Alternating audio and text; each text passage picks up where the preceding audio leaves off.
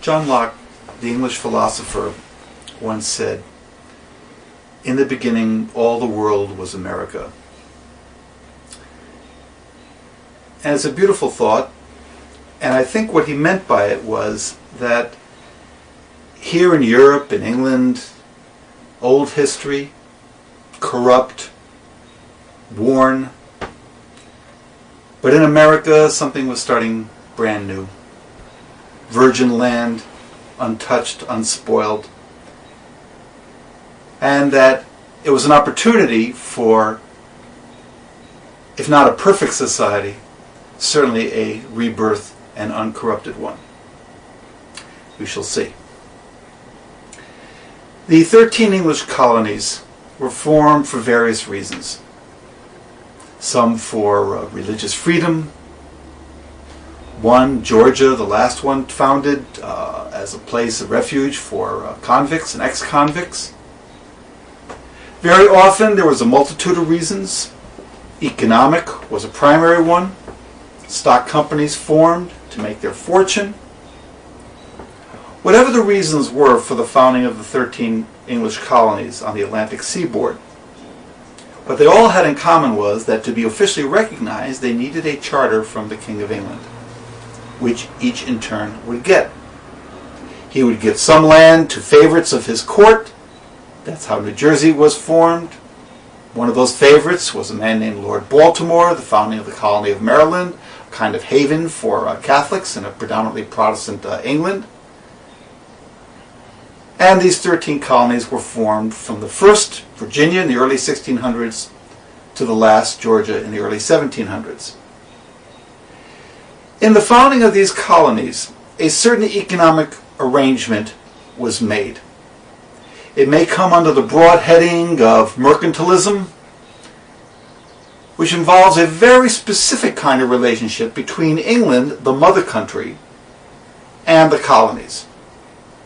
The colonies exist to serve the mother country. And the arrangement was to work something like the following.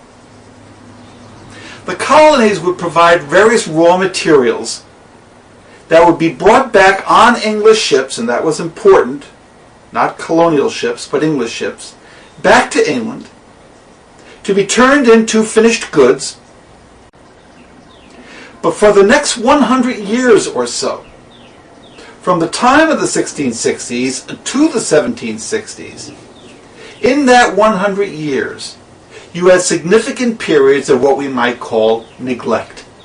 Neglect by the mother country of the colonies. Periods of this, interspersed with periods of greater attention paid. Why this relative ignoring of the colonies over such a long period of time? Number of reasons. First of all, although it might hurt our ego to say it somewhat, the colonies were not that important as far as England was concerned. They had much more pressing things on their minds. Internal problems. England would undergo a violent revolution in the 1640s, which ended up in the beheading of a king. Various wars with European powers, particularly France. Much more important things than what was happening 3,000 miles away. And that distance itself was a factor in the neglect of the colonies. 3,000 miles of the Atlantic Ocean. Travel very difficult. The time element of that travel, long ways away from the home mother country.